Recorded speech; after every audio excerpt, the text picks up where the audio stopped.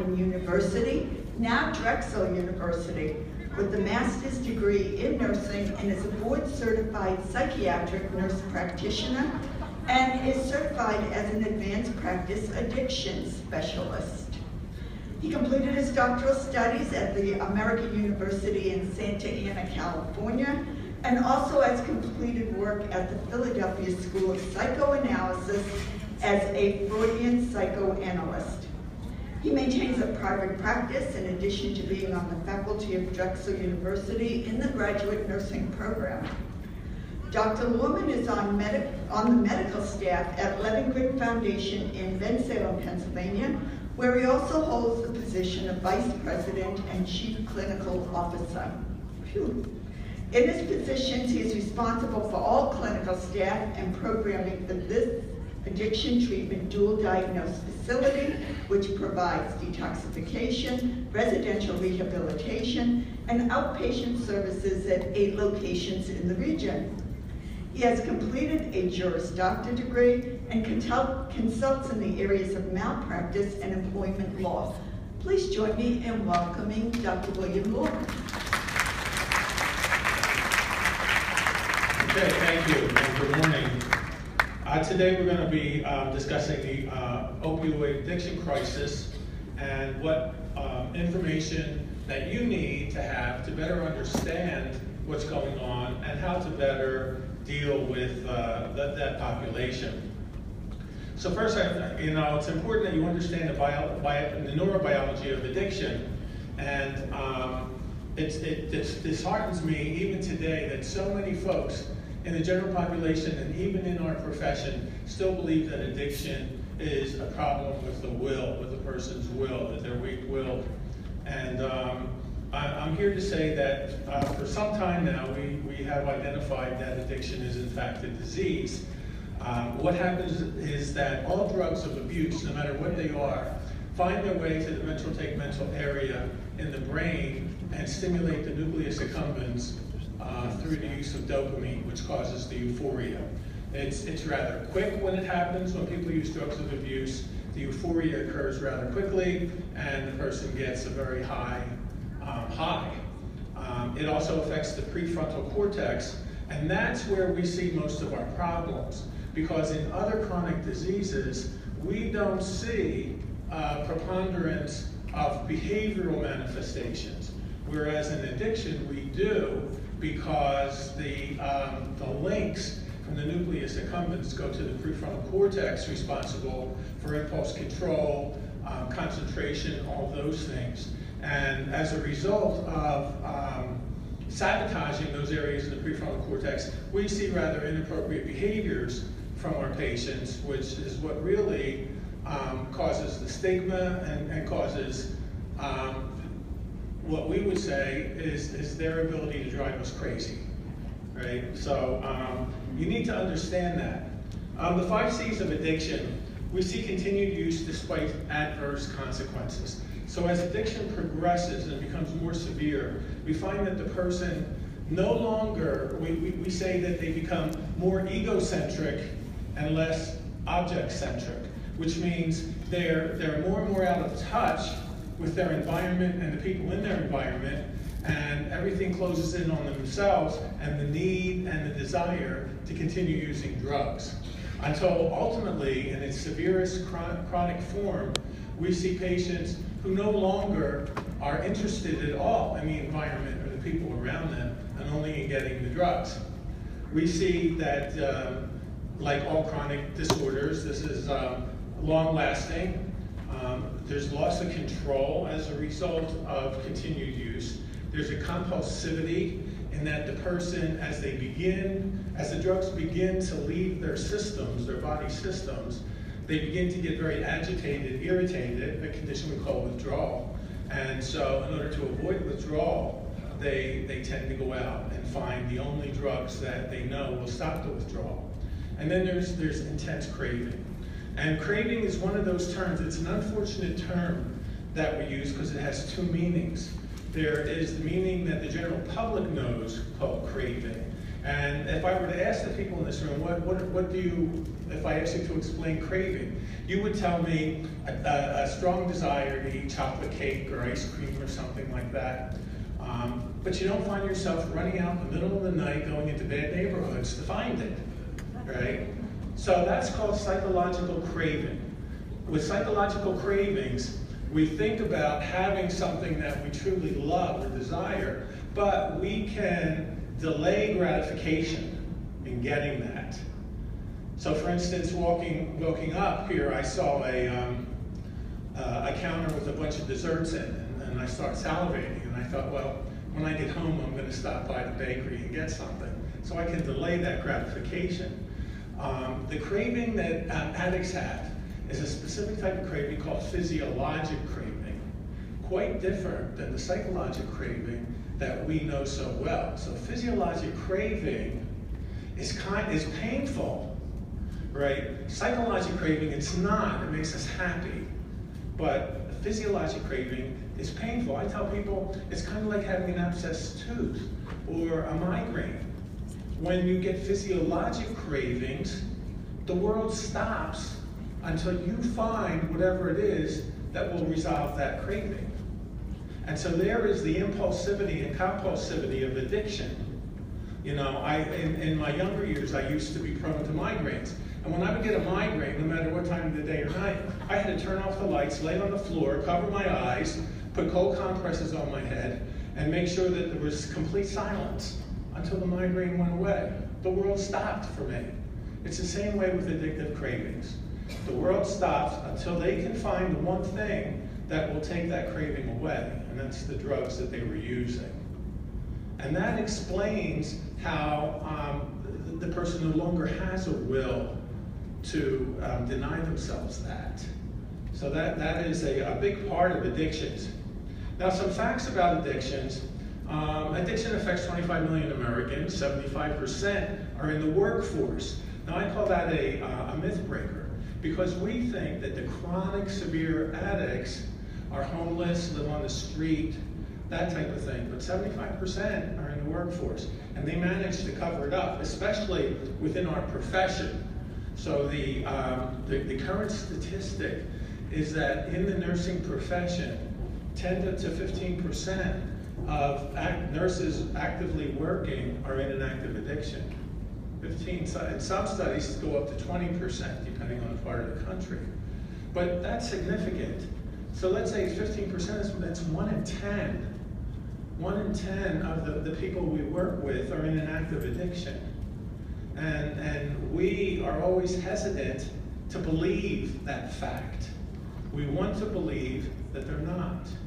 Even in my own profession of addictions nursing, I've come across nurses that have had all the symptoms of relapse and active addiction, and I'm always looking for a reason why it's not. Because I don't want to believe that the person that's working next to me, that I consider very competent, could possibly be in an active addiction. So we believe the excuses. Excuses like, well, yeah, I was up all night with a cold, or I was up all night with the baby, and that's why I'm nodding off and I can't focus and all that. They disappear for long periods of time. Well, I have a GI infection, so I'm spending a lot of time in the bathroom. We want to believe them when they do that, rather than questioning time and time again what's going on. Only 9% of Americans who need treatment actually receive it. There are medications out there that can help control the cravings. Relapse is a normal part of the disease.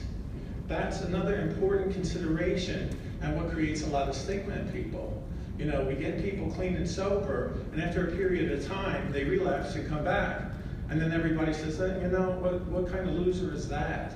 But it's no different than diabetics who relapse, in which their sugars can no longer be controlled, or hypertensives who stop taking their medication and relapse. But see, the difference is we don't see behavioral manifestations. That's the only difference. And as a matter of fact, the rates of relapse in other chronic diseases are actually higher than in addictive diseases, higher.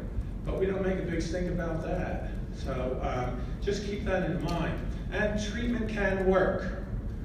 So the whole issue today is about aftercare and what we're going to do once we release the patient from a safe environment. That's the big issue. Now, a colleague of mine sent me this newspaper article back in 2004 now, and I'll read the caption. Melissa Williamson, 35, a Bold Avenue resident, worries about the effect on her unborn child from the sound of jackhammers from the construction.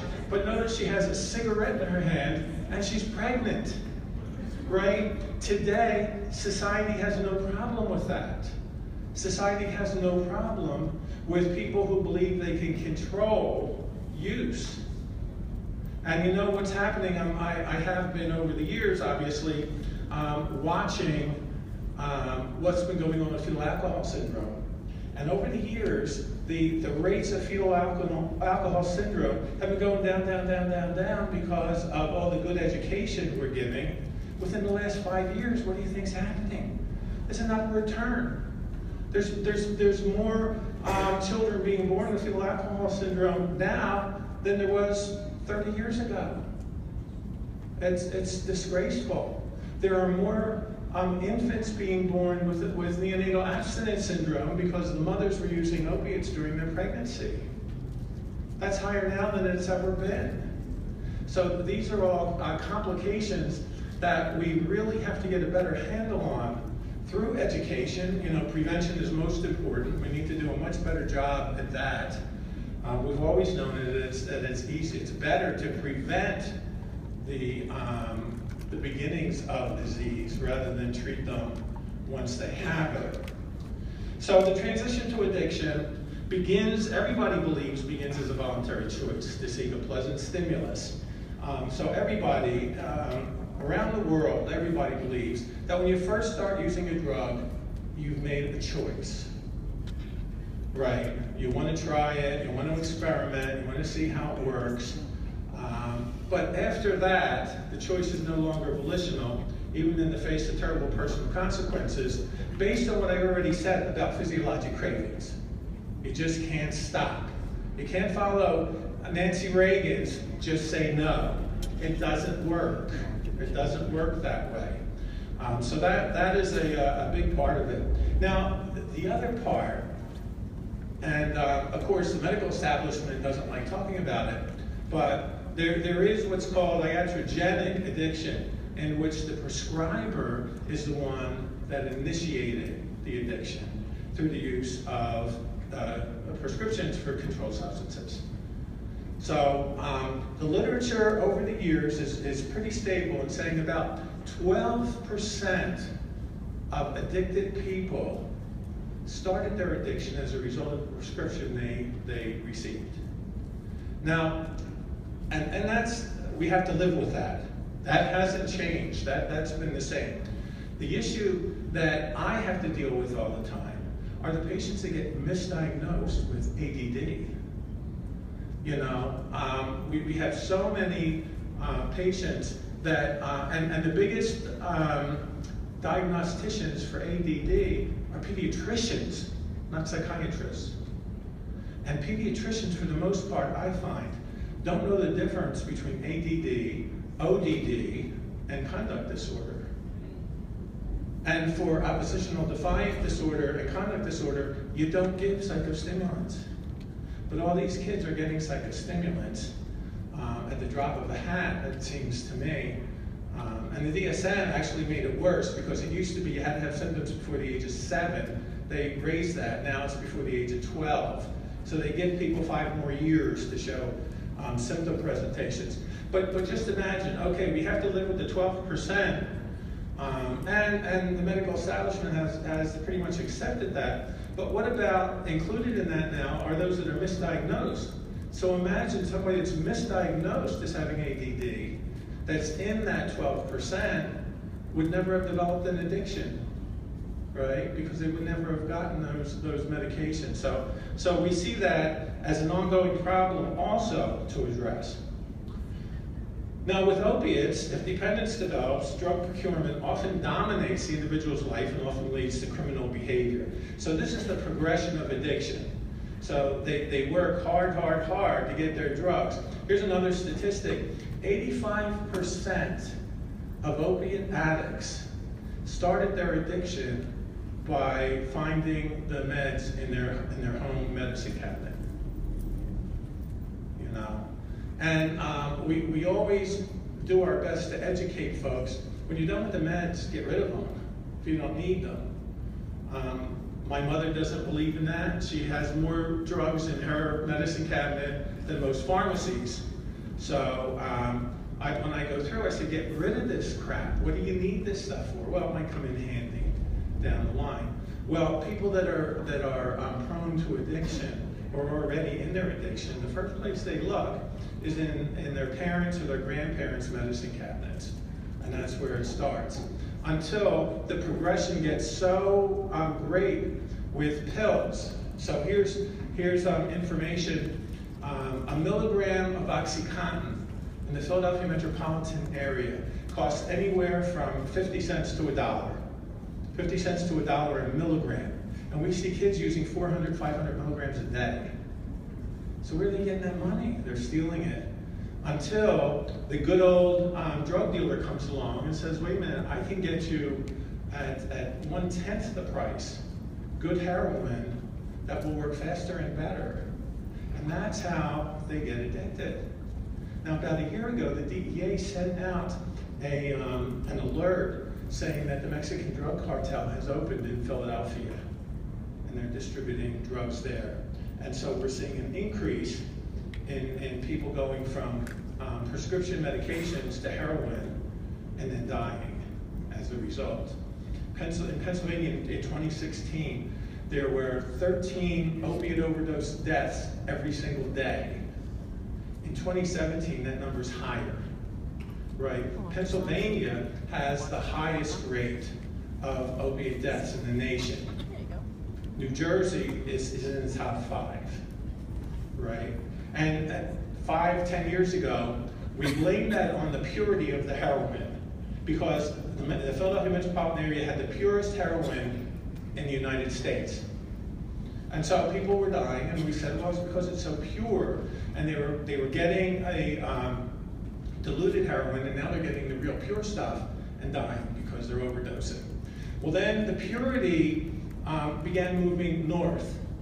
So the purest heroin is now found in the New York, New England area. We're not the purest. But what we realized is more deaths are occurring. And people are scratching their heads saying, well, if the purity all moves north, how is it that people are ODing so quickly, so fast? And now we're finding out that the heroin is being laced with fentanyl. And that's why they were dying. And now it's even worse because now the heroin's being laced with a chemical modified fentanyl called carfentanil, which is 100 times stronger than fentanyl. And there is another chemical analog that's 1,000 times stronger than heroin. That's moving from the West Coast, the Southwest, up towards us. And the bad news is, if people are ODing on that, Narcan won't work. That's the scary part. So now there's this whole big push, and hopefully everybody is aware of it and has the availability of Narcan to use with these folks. And so when somebody comes in an opiate overdose, so we Narcan them a couple times and they wake up. But with this newer analog of fentanyl, it's not working. They're just dying right in front of us. Or not in front of us, but when I'm reading from out there. So heroin use is on the rise.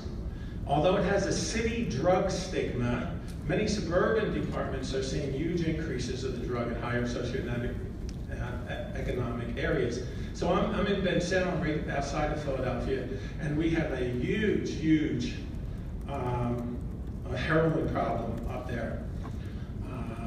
And it's still fairly pure. We're not the purest, but we are close to it. So the symptoms of heroin overdose. Heroin works mainly on the respiratory system. And so what we're going to see is the person just stops breathing. All right. It also hits the other systems in the body, but as you can see from this long list, but really it's about the airways and the lungs that will end up killing the person. And that in and of itself is a problem. Withdrawal symptoms start 2 to 6 hours of their last use. And this is for heroin, by the way. Abrupt withdrawal of short-acting opiates causes prompt and severe withdrawal symptoms. And so the withdrawal symptoms, there's a whole list of them. But I tell folks, you know, it looks like a bad case of the flu. That's what it looks like.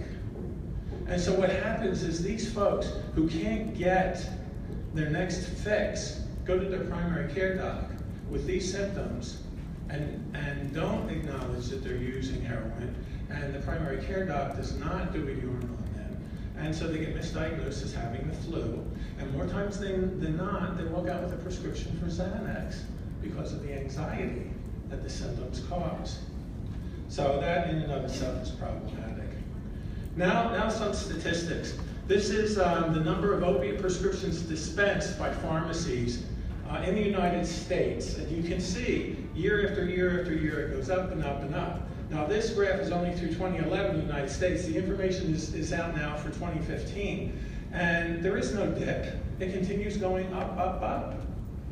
You know, the prescriptions just increase significantly. Here are emergency department visits related to drug use or misuse in the United States. And as you can see, the purple line, the pharmaceuticals have increased in a straight line, going straight up, although all the other drugs are also going up in an upward fashion. And that trend has also continued, creating the epidemic. Another interesting graph, motor vehicle accidents, poisonings, and overdose deaths in the United States. And you can see that now there are more overdose deaths than there are traffic accidents causing death. In the United States, that crisscrossed around the end of 2007. In the Pennsylvania, New Jersey area, that crisscrossed around 2004. So we're way ahead of the game with deaths. This is the number of drug overdose deaths involving opiate pain relievers, and this is the United States. So you can see the green line going at the very top is any opiate analgesic, and you can see how the incline is, how it continues, and that's continuing to increase. That has not leveled off. So this is the United States stats through 2010, but 2015 is showing a continued rapid increase in that number.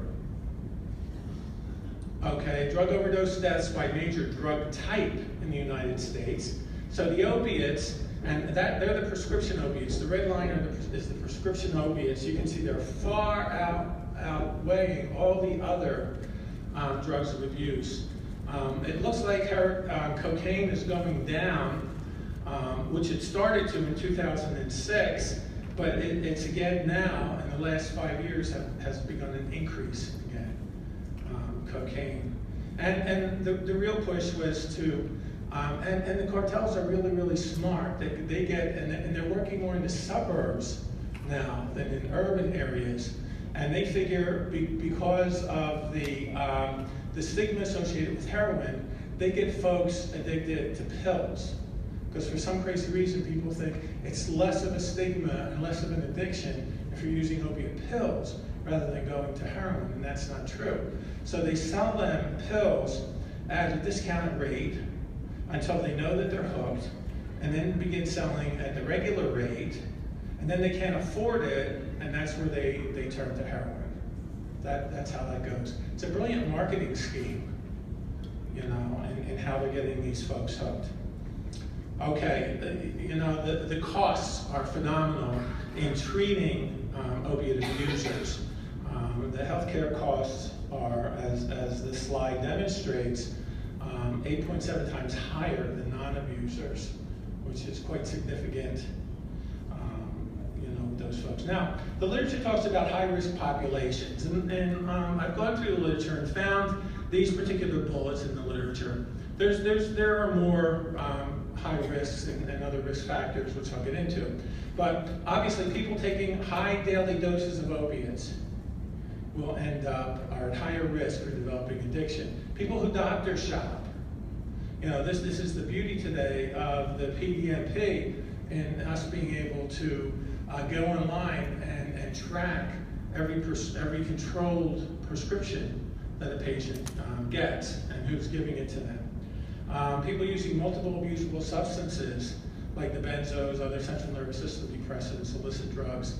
Low-income people, those living in rural areas. Remember I said the cartels are marketing now in the rural areas. And so we're seeing a tremendous increase in those areas. Medicaid populations, people with substance abuse or other mental health issues. Now it's interesting with the Medicaid populations, what we're finding out is those folks are not initially using the drugs. They're obtaining them to sell, to get money, because they don't have jobs, they don't have any access to money, they have kids that they have to support and all that. So a good business to get in is drug dealing. And then what ultimately happens, they want to try the product. So secondarily, we're finding they're becoming addicted. But really, they're trying to make a living. So there's a high market for these drugs. And then people with substance abuse or other mental health issues are at high risk. So some other risk factors found in the literature: past cocaine use, history of alcohol or cannabis use, lifetime history of a substance use disorder, family history of a substance use disorder. Addiction is a very genetic disorder. So we always want to get family histories when I talk to primary care docs. I tell them, collect the family history and don't just get, do they have diabetes, they have high blood pressure. Ask about substance use, because that person then becomes high risk of either already being an active addict or developing that down the line. Heavy tobacco use, history of severe depression or anxiety. We talk about patients self-medicating. The absolute best antidepressant in the entire world is cocaine. We don't have any medications that can compete with the antidepressive actions of cocaine, right? So people that are masking depression, that come in that we see that are addicted to a lot of cocaine or meth, we're always looking for an underlying major depressive disorder with that population because it takes care of it right away. Now, the big problem with cocaine, just like all disorders of the DSM, they're episodic. So even the most severe addicted person has an episode of active addiction and then either can't find their drug or is unconscious in a coma for a period of time. But there's always periods of time in which they don't have drugs in their system.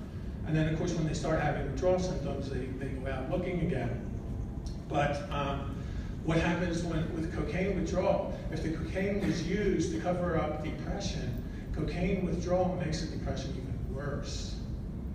And people that are using cocaine who are at high risk of suicide will suicide during or directly after the withdrawal period, because not only has their regular depression come back, but it's increased from the rebound of coming off of the cocaine.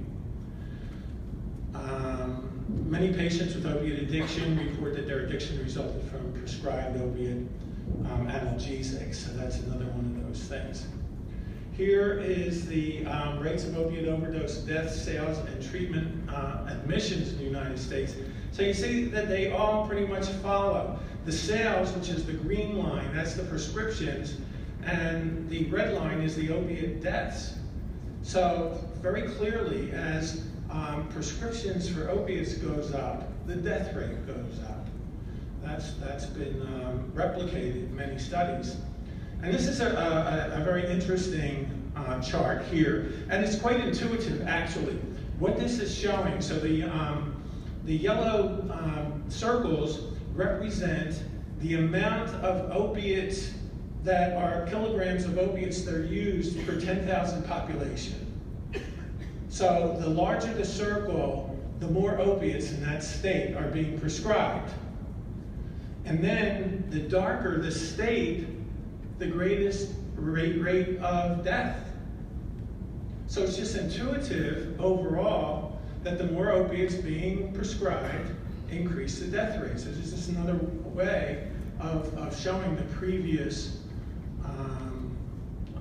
graph. And so you can see Pennsylvania. Now New Jersey has a relatively lower number of prescriptions than Pennsylvania, and therefore has less deaths than Pennsylvania. But you can see that Pennsylvania is pretty high up there. Now this is another interesting slide that differs. This is the United States, this is national, drug overdose death rates by age. So in the United States overall, the highest death rates are in the 45 to 54-year-old population.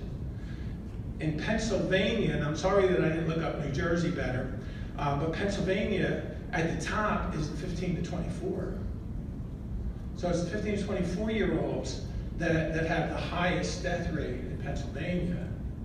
So it goes much against the national statistic. Pennsylvania is quite different. And then, of course, the risk, the overdose risk. And this is the more, once again, it's showing the more morphine milligram equivalents that a person is getting, the higher their overdose risk. Again, intuitive, it just makes sense. If they're getting more opiates, then their risk increases significantly. And this is a conversion chart. A lot of people ask me for this, so I decided to include it in here. So, for instance, what does 10 milligrams of IV morphine equate to as far as the other drugs go? And these are all injectable equivalents, by the way.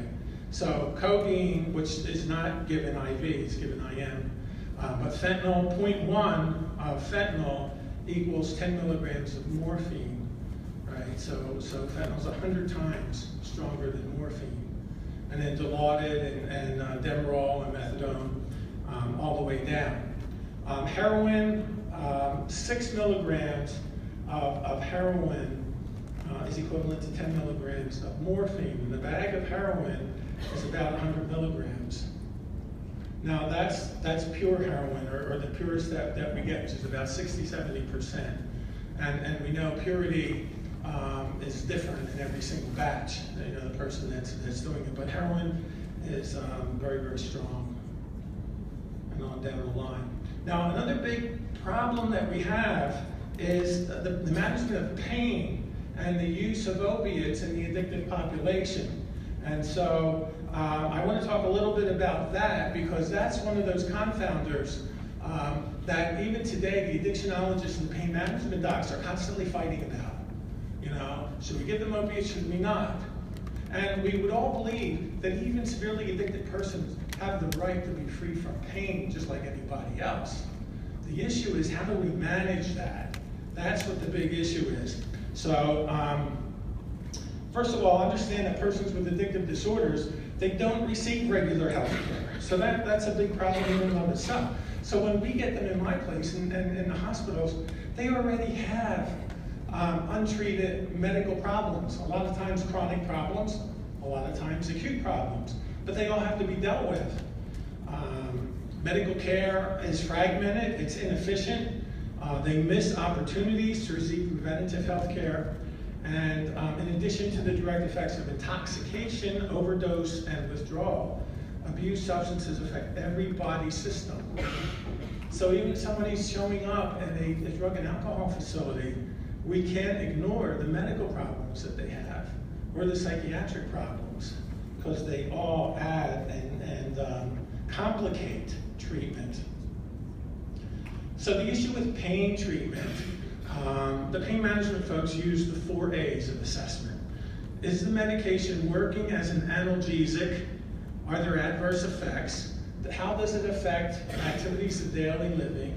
And is there a presence of aberrant behaviors? Now, when I talk to people that are prescribing opiates, I ask the people to ask one question. There's only one right answer to this question. How is the medication working for you? And there's only one answer. The correct answer is, it relieves my pain. If they say, it helps me sleep, it calms me down, I can better take care of the kids, something like that, wrong answers. We have to be thinking, is there a possibility of addiction here? Activities of daily living, what we generally find with people that are using opiates, the whole goal is that the opiates will relieve their pain so they can do more. We find with the addicted population, they're doing less. So it's another area we have to explore every time they come in before prescribing. You know, we want to know, you're taking these medications, what are you doing? Well, you know what, I still have a lot of pain, I can't leave the house, I'm not doing anything. That a light bulb should go on to tell you that there's something wrong here, because the medication should help them be more functional. All right, and you're also looking for other aberrant behaviors, which I have some slides on later that I'll show you that you always want to be looking for. Now, during hospitalization with this population, this is another problem.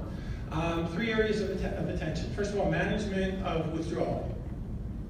Now, when patients go into withdrawal, they're pretty nasty, right? And our immediate reaction is avoidance. We don't want any parts of them. You know, I can remember as a new nurse working on the floors, if an addicted person came in, I'd say, can you give it to somebody else? I don't want her. I can't deal with that. You know, and that still goes on. I know that. But what we have to do is we have to change our mindset the way we think about that. Pain management is a big issue, because people that abuse opiates, it influences their pain circuitry, and it highly sensitizes them to pain. So people that have been using high doses of opiates for a chronic time, if they just hit their hand like that, they're in severe pain. And we automatically label those folks as drug seeking. But we need to understand that the pain sensitivity threshold has gone way, way, way down. And so the slightest hit or push or anything creates pain that we just shrug and say, no, you know, how's that pain? You're just drug seeking. So you need to understand the whole physiology of pain and how the opiates over time work. And that's why, you know, we've always said that tolerance for the opiates increases, and in fact it does, but it also sensitizes. So people will go in and say, my pain's worse now than it has been, and I'm taking 80 milligrams of oxys a day. And the doctor will say, okay, well, let's increase it to 120, and then 240. And it's really because their sensitivity to pain has increased. Not that the tolerance to the medication is working in the way that we've all in the past have been taught, but the sensitivity has really complicated the whole issue. And then we also have to look at other common comorbidities, both physical and psychiatric, to help with that. So for withdrawal, when a history of drug or alcohol dependence and recent use is obtained, withdrawal should always be anticipated. So this is always a big problem. When I talk to OR staff and anesthesia staff, I say, especially if you're a trauma hospital, these folks coming in, you can't really get a good history. You got to get them right to the OR. And during the procedure, it's okay, because what they're doing technically is substituting opiates and benzos and all that if they were addicted to them. So you're not going to see withdrawal in the OR. You're not going to begin seeing withdrawal until they're in post-op or up on the floor. Then they're going to go into withdrawal, and people are going to not know what that is and get misdiagnosed. You know, another myth breaker that I tell people, there is no such thing as ICU psychosis. All my years in training, when I would do ICU, CCU, and even when I worked in those areas, and would see people flaking out, and I'd say, oh, that's ICU psychosis. We just need to give them an antipsychotic. No, there really is no such thing. It's either delirium or withdrawal is what you're seeing. All right, but yet that term continues to be used over and over again. So that's another one of those big problems. So management of overdose, the gold standard now is Narcan. It's an opiate antagonist, and it counters the effects of opiate overdoses for pretty much all of the full agonist opiates. Now, interestingly enough, Narcan has an incomplete reversal for ODing on buprenorphine. But the positive is buprenorphine is a partial agonist, not a full agonist, so people won't go into respiratory depression on buprenorphine, or at least there have not been any cases in the United States from that. So downpoint Narcan doesn't really work that well with buprenorphine, but the uppoint, the positive, is that we don't see respiratory depression with buprenorphine, so that's not a problem. So it's administered intranasally, or IM, so there's both formulations on the market. There's the Narcan that you spritz in the nose, and then there's Narcan called FZO that pretty much it has instructions built right in, audio instructions telling you exactly what to do, when to do it, and all that. So that has really helped. The thing with people going into OD and using Narcan, whether it's nasal or IM or sub-Q, is that there has to be heart pumping. So you spray Narcan in somebody's nostril, it has to get to the brain. How does it get to the brain? The heart pumps the blood to the brain, but if the heart has stopped and all you're doing is spritzing them with Narcan, it's not going to do anything. That's why what we're supposed to do is people that have Narcan, not only should they get the training for the Narcan, but also should be CPR certified and know how to look for that. Because you can spritz and check for a pulse. If there's no pulse, then start giving compressions. Most people that are trained on Narcan don't get that far. They think all you have to do is spritz it up the nose and that's it. Just sit back, pick your teeth, wait for them to wake up. It may not happen.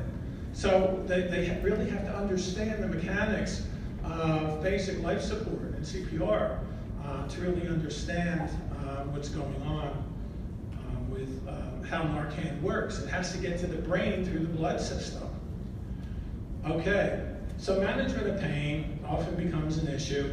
And when I go around to different hospitals and talk to different nurses about their patients that are addicted, they fear that if they continue giving them pain medications, even if it's acutely post-op, that they'll worsen their addiction.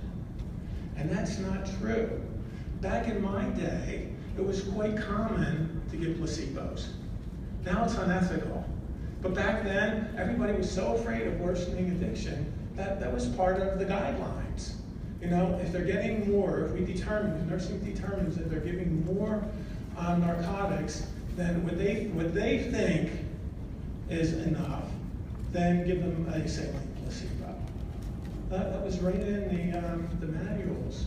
Now, of course, it is unethical. And now that I know a heck of a lot more about addiction, that was an abusive thing to do back then. But that's untrue. We're not going to worsen the problem. Now, here's the issue with these folks coming in, and I point this out all the time, and people shake their head and say, "Yeah, I understand." But when they go back, they act like they don't. Let's assume that an addicted opiate person is in a motor vehicle accident and comes to the trauma center and needs a lot of surgery, and has the surgery and goes back up to the floor. And it's documented, the patient's been using 400, 500 milligrams of OxyContin a day, right? They get to the floor and the post-op order said 2 Percocets, Q6. That's what it's going to say. And I tell people, you might as well have a supply of chiclets and just give them a box of chiclets and say, chew on these. That little bit of Percocet is not going to touch the pain. Now the issue is, and somebody will always say, well, who's going to order 500 milligrams of oxys? Nobody. Not even the best addictionologist would not order 500 milligrams of oxys for somebody for pain. The point is, try another pathway rather than the opiate analgesic pathway. local anesthesia, lidocaine, other things to try, because the opiates from the get-go are not going to work, no matter what. So that's problematic. Another issue that I find is on a lot of units, they have PRN opiate medications. For somebody that's an addicted opiate addict, PRNs don't work because as necessary means all the time, right? So I tell prescribers, if you're thinking of giving an opiate analgesic for pain, give it scheduled, TID. Whether they need it or not, give it TID, but put a stop to it after so many days and reevaluate. So always give it scheduled time, never PRN, because they'll always be on the bell and they're clock watchers for that. So that's a big issue. Types of pain. Now, a lot of folks like these slides, especially the people that work in pain management. I particularly like the Dalai Lama's statement, pain is mandatory, suffering is optional. But know the different types of pain when you're evaluating your patient. Is it objective pain or is it subjective pain? And the way that we determine which is which, by how the patient spontaneously describes the pain. Right? So don't lead the patient. Instead, ask them, describe your pain. Right? And if they use descriptors like this, aching, sore, burning, sharp, tingling, cramping, so on and so forth, they're terms that you can identify with. Somebody says, I have burning pain. You have a pretty good idea what that means. Right? You can then conclude that's objective pain. That's physical pain, absolutely. And that needs to be quashed in some way. You need to treat that. However, if they spontaneously use these terms, oh, it's awful, it's agonizing, it's torturing, you scratch your head and say, how can I measure that? What does torturing mean? That, torturing to me has a completely different definition than torturing to you. Right? So when you're confused as to how that pain is described, most likely it's subjective or psychological. Now, not every time, but more times than not, people that are in an active addiction will use these terms. Now, people that have an untreated anxiety disorder will also use these terms. So don't automatically jump to the fact that you're dealing with an addict. However, that should still be in your differential. It's a possibility that they are. So now the point here is don't lead the patient to the descriptor. Because if you say to them, do you have burning or sharp pain? Well, you've already set them up for the answer. Now you can no longer be objective in figuring out what's going on. So don't you use any of those words. Ask them to describe the pain. Now, what people that have been around the block that are chronic addicts will say, what do you mean describe the pain? And automatically you're going to say, well, is it sharp? Is it dull? Tell me what it is. You've already led them down the road you don't want them to go, because now they know what you want to hear. All right, so that's important in recognizing that. Now, signs of addiction in pain patients. Now, here's some aberrant behaviors. They'll talk about their lost or stolen scripts regularly. That's a classic giveaway. Escalating doses and early renewals. Obtaining medications that should be from other sources. Use of pain medications for psychic effects. For example, as I said, for relieving anxiety, increasing energy. So when you ask them, what does the medication do? Remember, only one correct answer. It takes away my pain. Nothing else is correct. Their unwillingness to try non-opiate medications. Now, that's not 100% because some people are married to something that works for them.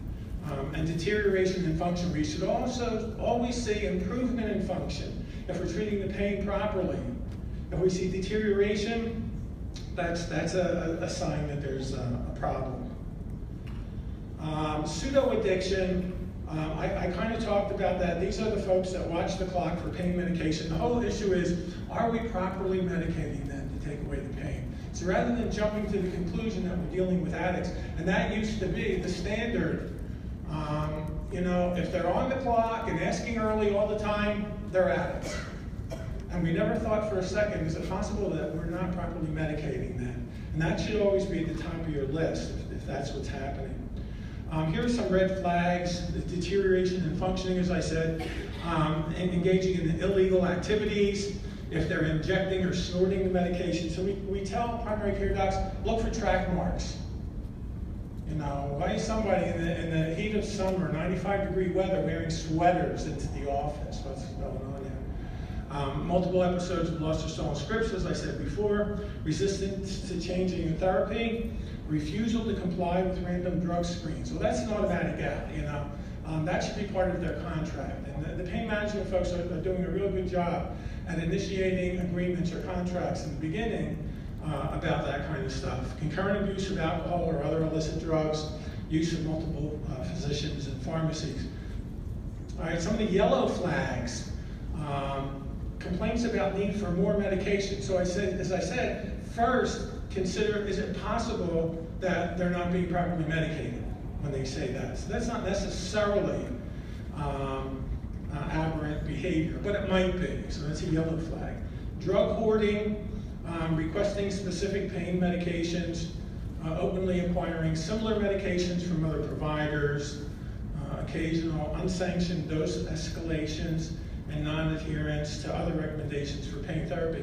So patients will say, we'll hear them say, well, I was, that have a back problem, they're on oxys, and they'll say, you know, I was helping my brother-in-law move, and I wrenched my back out, so I took a couple extra. Okay, so we'll go with that. That's okay. We understand that stuff like that happens, but you're looking for how often does it happen? How common are those excuses is what you want to look for. So the feds are engaging in a whole number of interventions that involve education, clinical education, education in the community, monitoring. So the DEA has made more random visits in the last year than they have in a number of years. Disposal guidelines, and of course enforcement of issues. So enhanced surveillance, informed policy, and improved clinical practice. Now the improved clinical practice is on us. And I'm sure you've heard it 100 times. If we don't self-correct, then the government's going to do it, and we're not going to like it.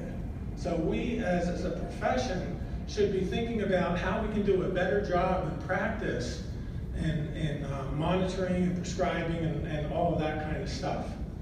Some of the intervention points, the pill mills, the problem prescribing, general prescribing, going into EDs and hospitals and also pharmacies even. That's a real big thing. Now the DEA is able very easily to get a report on the number of scripts a person is writing and which pharmacies are dispensing high numbers of opiates. So they're looking into that more now than they ever did before. And they're also engaging in other educational things. Some of the intervention recommendations, certainly the prescription drug monitoring programs, which are strong in Pennsylvania and New Jersey, laws and regulations, and clinical guidelines that are out there. Now the prescription drug monitoring programs all over the United States now, everybody but Missouri. Missouri still is the only lone state that does not have a PDMP. All the other states do. And so in Pennsylvania, our statute says that before we write a prescription for any controlled substance, we must check the PDMP before we write that prescription to see if there are any other prescribers that are doing that. Other restriction programs, the use of one prescriber, one pharmacy. So the pain management folks are really good in their contracts in stating that, and then they can check that easily now. Improved coordination of care and reductions in ED visits. That's really what they're looking for. Some states have enacted laws and policies aimed at reducing diversion, abuse, and overdose, putting other safeguards in place that are helping, and then looking at reimbursement incentives. Now, this is a two-edged sword here.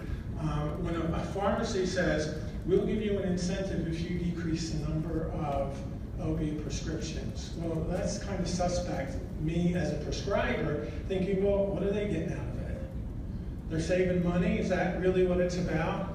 And often, because we have such an adversarial relationship with most insurers, insurance companies, that we automatically think that they're really not interested in the welfare of the patient, they're interested in making money for themselves. But I guess we've got to rethink that and figure out how we can better work together. Claims reviews and claims analysis are another area that we look at. The use of clinical guidelines. Now, these are all available for free online. You can just do a search for clinical guidelines for the treatment of opiate analgesics and that type of thing. SAMHSA, the feds, they have plenty of information about this stuff. The county health departments do, a lot of townships do. There's a lot of other information on the web that you can certainly find, and that's it, that's the end. So I'm open to any questions you might have. If you have a question, please step up to the microphone so that everybody can hear, and I'll be more than happy to answer any questions you have. Yes? Thank you very much. It was a terrific talk. Can you elaborate a little bit more on the genetics of addiction, as far as what is the actual mechanism that is causing the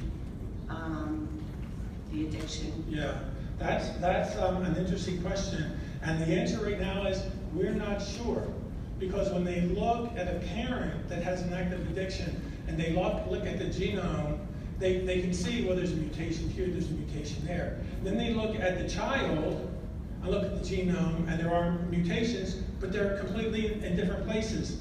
And they've identified that with all psychiatric problems too. Okay. So mom who has depression has mutations on a specific number of genes. If the daughter has depression, her gene mutations are on completely different genes. Interesting. So they don't know. So what we do is we use behavioral. We ask, tell me about history of drug use in your family. Just like we ask, tell me about history of depression, anxiety, or other psychiatric disorders in your family. Right. And if there is a history, then there is a greater risk that the person has that. Okay, thank you. Okay.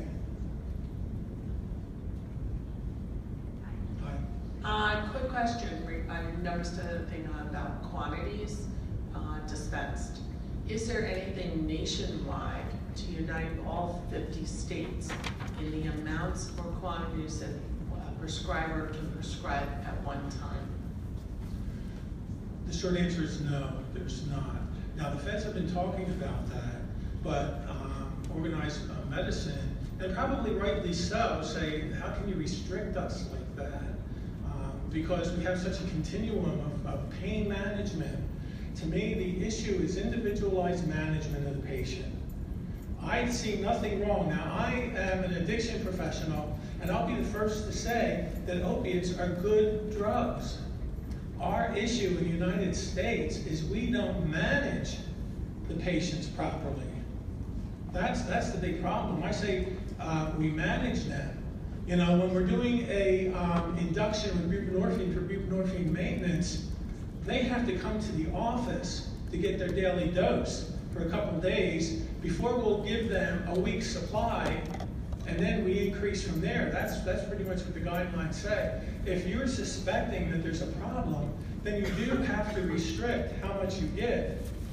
And even, as I said, even addicted people have a right to be pain free. So, you know, some of the folks that work with me will come to me and say, I have to have spine surgery. And I know already, and my doctor says I'm going to be in terrible pain, and he says, I have to use opiates, and I'm scared to death of doing that. Should I try to bite the bullet and deal with the pain? And my answer is no. You should not be a martyr to that. The answer is give the drug, give the bottle to a responsible person to dole it out. Don't you take the bottle yourself and say, oh, I'm going to take one. Because if one's working half as good, they'll take two, and then three. So my instructions are always, in management, always somebody else has to be doling out your medication for you. The reason I ask is I know in South Carolina and Florida, they can write prescriptions for those drugs for 150 to 250 pills per bottle, which is obviously different from New Jersey. But the prescription itself firsthand, I saw it was a prescription given to an 80-year-old woman with dementia who was giving her own drugs and seeing the side effects from that. Oh, yeah. And the physician knows her well and still does it. Sure. And the big issue is these folks that have chronic active addictions, they know how to bypass the system. You know, we had a patient recently who came in who was buying opiates, OxyContin from a friend, and I said, well, tell me about the friend. I'm just interested, you know. And the friend had a back injury and went to the doctor and kept saying, it's not helping, give me more, give me more, give me more. And that friend was keeping half and diverting the other half for cash. And that's what's going on out there. And I got to tell you, I blame the Joint Commission for this, in the fifth vital sign. Because now, when I talk to nurses and I tell them we have to really be more careful in giving medications, you know what they say to me? Well, if the patients give us unsatisfactory on the AIDS caps, that affects our revenue. So we have no choice, you know, if we get them angry at us, they give us bad scores, and before you know it, we get a decrease in revenue from insurance companies or Medicare. So we've created a major problem here. Yes? Good morning.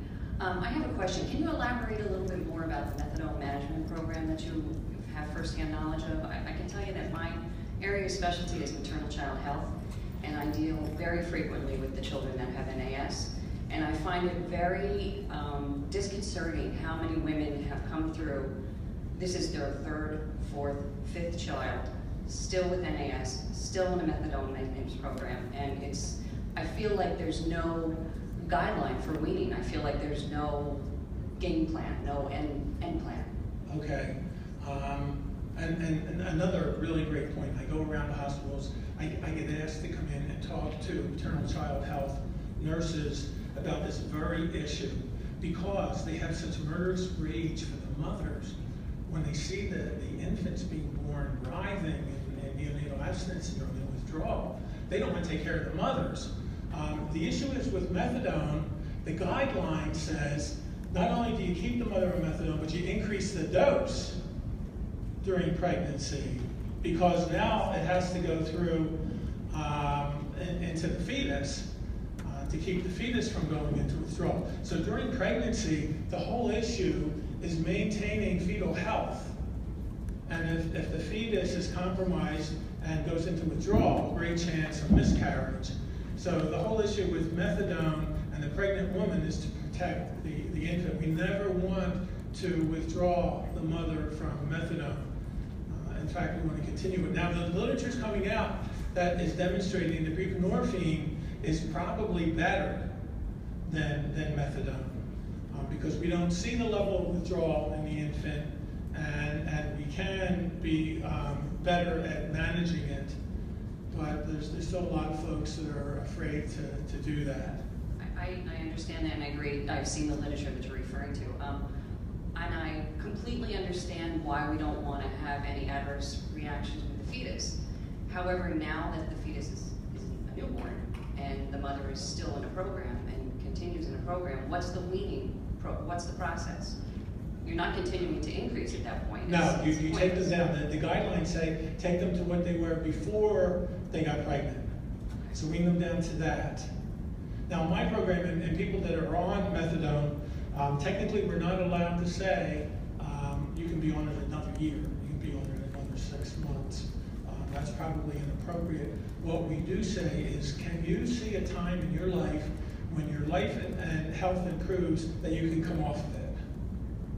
And in order to stay in our program, they have to say yes. But we don't give them a time limit. Same thing with those that are on Suboxone. We don't give them a time limit, only that they want to work towards coming off the medication and being productive citizens.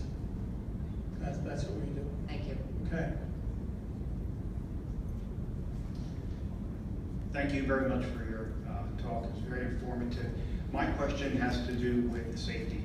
And as we talk about safety, this is not only patient safety, but also nurse safety. And a major theme today is workplace environment, safety for nurses, safety for staff. What are your recommendations for strategies for staff? I work with a lot of new nurses, so I know what it's like trying to transition them into practice, and then they're out in their when they're working with their units, and they're faced with these types of behaviors, and they're just getting started learning how to just do like the baseline. So what are some of your strategies to help us in the clinical area for maintaining our safety and then in turn maintaining patient safety? What I generally tell people, yesterday I presented at Jefferson Hospital, and they asked me to talk about the opiate epidemic, just like here. But then they called me and said, you know what, we'd rather you talked about how we can better handle these patients and protect ourselves. So it's very, very common questions. I gave a whole presentation on that. Basically what you have to do, the whole issue with people that are addicted is they're constantly fearing being out of control. And they want to maintain control of everything around them. So what I say is, tell them what the rules are up front. There should be no surprises. So they will react and overreact when they think that you're doing something that they don't approve of, that this is brand new to them. So tell them up front. What I say is, you have to tell them what the rules are up front, and here's where none of us do a good job. The staff have to be consistent in implementing those rules. I rarely see any place, in which the same rules apply on evening shift that apply on day shift, or from nurse to nurse, And so we see a lot of triangulation with this population. They're good at doing that. They're good at turning nurse against nurse. At change of shift, the evening nurse will come in and the patient will say, that day nurse, I've been ringing the bell, she's not coming in, I'm in horrible pain. And unfortunately, the night nurse says, or the evening nurse says, I know, we have such problems with her. I hear that story so often. Now we've just given fuel to the patient to begin acting out. So consistency on our part, and telling what the rules are and the consequences up front. So that's always been the rule for antisocial personalities in psych. When you identify an antisocial personality, you got to tell them what the rules are up front, you got to tell them what the consequences are for not following the rules, and now we should apply those same guidelines to substance use disorders. And you'll find that there'll be a decrease in overreactions and threats of violence and that type of thing. That's a good place to start. Thank you. I also want to just put a plug in for that consistency needs to go with leadership and in the policies that are developed and implemented to support the staff. Because I've seen many times it's 3 o'clock in the morning and it's just that staff nurse by his or herself to deal with those behaviors and just pray for the morning. Right. And the issue is they know how to push our buttons. That's a big thing. They can read us better than we can read them. And they know they're survivors, right? These folks that are in active addiction, they're survivors. They know how to get through the system, how to get their drugs, how to survive. And so they're really good at reading nonverbals and in the end know how to push our buttons. Yes? Good morning. I just had a quick question. Do you have a perspective on addiction in oncology patients? Specifically, what do you mean? Well, I work in oncology, and I just wanted to, I know you presented the literature, and I just wanted to know if oncology patients are included in some of that data? Yeah, sure they are. But know the difference between dependence and addiction. That's a big issue. The DSM-4 and before always used the term of substance dependence, and then they determined that's a very confusing term. They didn't want to use addiction because it's pejorative, so they just used substance use disorder. But know that a person that's taking any controlled substance daily for a minimum of a month will go through withdrawal if they stop cold turkey. That's dependence, that's not pathology. Addiction is pathology. Now, yeah, obviously, it's just intuitive that there are people that are in an active addiction that develop cancer. So they're in there, and there's an interesting statistic out there that surprised me. I read a systematic review that demonstrated that the highest death rate in controlled samples are amongst oncology patients for overdose. Now, they're still trying to figure out what exactly does that mean. Is that people that are suiciding, you know, that it's assisted suicide or what's really going on? But that statistic is, given all other confounders, is fairly high. Now, that may not be related to addiction, but rather trying to attempt pain relief over time. Thank you. Okay. It is confusing at the bedside. When you have a patient that is not opiate naive, I recently had a patient, 55-year-old, end-stage COPD with vent-dependent respiratory failure who elected for a terminal wean. One of her comorbidities was rheumatoid arthritis. She came to our vent unit already on high dose of opiates. What we administered to her during the terminal wean, I thought would have killed anybody else. But she was clearly just, managing her respiratory distress. Right. She lived on that huge bag of morphine for 12 hours of a terminal wean until she passed in no distress. So those kind of things are tough at the bedside because you're looking like, is it right? Am I right? Am I not right? And you're so relying on the prescriber to guide that. And it is very challenging and difficult at that point where you're trying to manage also your own feelings about, am I contributing to the opiate epidemic when I'm here? Don't go there. Don't go there. Okay. Thank you very much. I think we're out of time right now. Thank you.